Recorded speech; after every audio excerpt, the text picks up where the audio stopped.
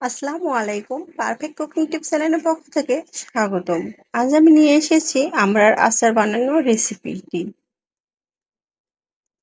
আমড়ার season অথচ আমড়ার আচার বানানো হবে না, এটা তো হয় না।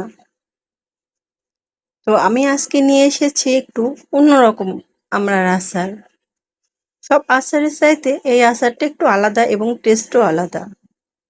আশা করি রেসিপিটি অবশ্যই ভালো লাগবে, কারণ এই আমড়ার আচার খেলে মনে হবে শুধু এই আমড়ার আচারটাই বানিয়ে খাই।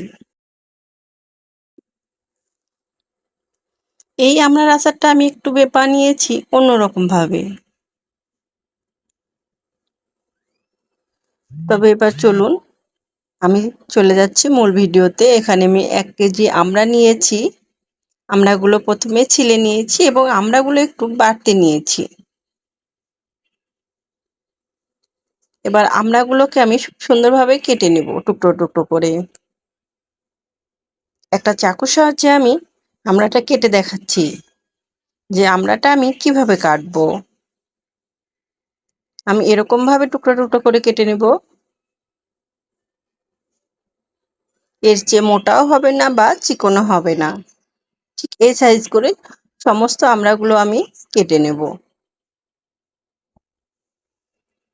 আমড়ার মধ্যে কোনো প্রকার আঁশ যাচ্ছে না এবং গেলেও কোনো সমস্যা নেই, কারণ আমড়াতে প্রতিটা অংশেই আঁশ থাকে কম বেশি।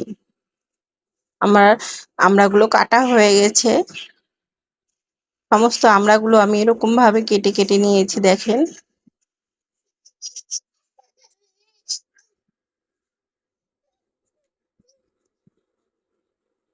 আপনারাও এভাবে কেটে নেবেন।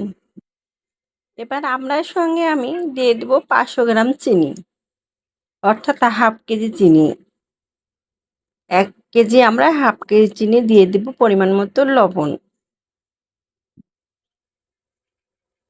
এবার আমি আমড়া এবং চিনিটা খুব সুন্দরভাবে মাখিয়ে নেব।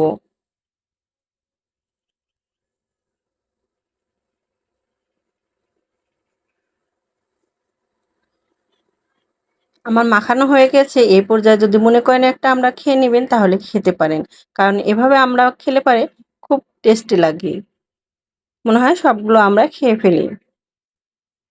এবার আমড়াগুলো আমি ঢেকে রাখবো।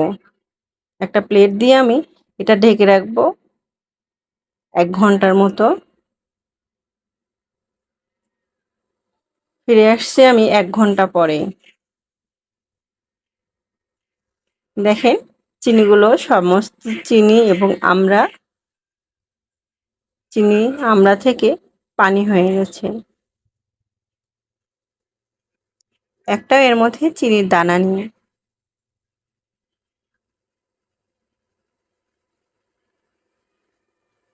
এবং আমড়াগুলো অনেকটা ছোট হয়ে গেছে। আমড়ার মধ্যে যে রসটা ছিল সেই রসটা বের হয়ে এসে।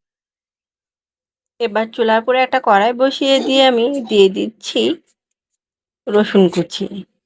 আমি এখানে সরিষার তেল অ্যাড করেছি 60 গ্রাম এবং রসুনটা পাতা থেঁতে করে নিয়ে তারপরে দিয়েছি। হালকা ব্রাউন করা হয়ে গেলে আমি আমড়াগুলো দিয়ে দিয়েছি।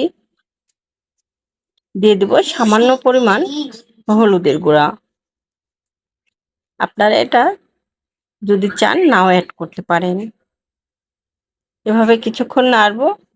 নেড়ে এটা আমি ঢাকনা দিয়ে ঢেকে রেখে হাই ভোল্টেজে একটু বলক উঠিয়ে নেব। দিয়ে দিলাম আমি এখানে 5 ফোড়ন, আচারের মশলা।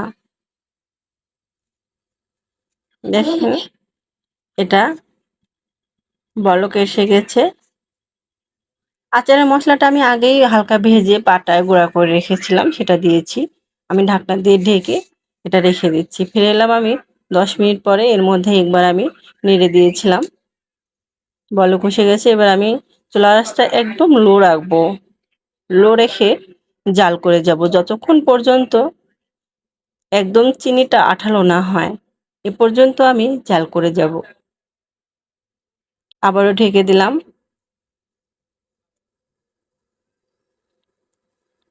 15 মিনিট পরে আমি ফিরে এসেছি। দেখেন আমার আচারটা একদম রেডি।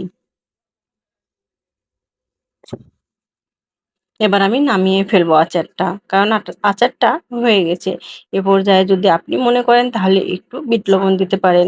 আমি এখানে অ্যাড করে দেব শুকনা মরিচের গুঁড়া, যেটা আমি ভেজে গুঁড়া করে রেখেছি। আস্ত মরিচটা ভেজে গুঁড়া করে রেখেছি। আমার ভিডিওটি যদি ভালো লাগে তাহলে অবশ্যই একটা লাইক করবেন এবং কমেন্টে জানিবেন কেমন হয়েছে ভিডিওটা। এবং আপনি যদি আমার চ্যানেলে নতুন হয়ে থাকেন তাহলে অবশ্যই আমার চ্যানেলটি সাবস্ক্রাইব করে যাবেন এবং পাশে থাকা বেল আইকনটি ক্লিক করবেন যেন সবার আগে আমার ভিডিওটা আপনার কাছে পৌঁছে যায়। আমি একটা প্লেটে পরিবেশন করে দিয়েছি।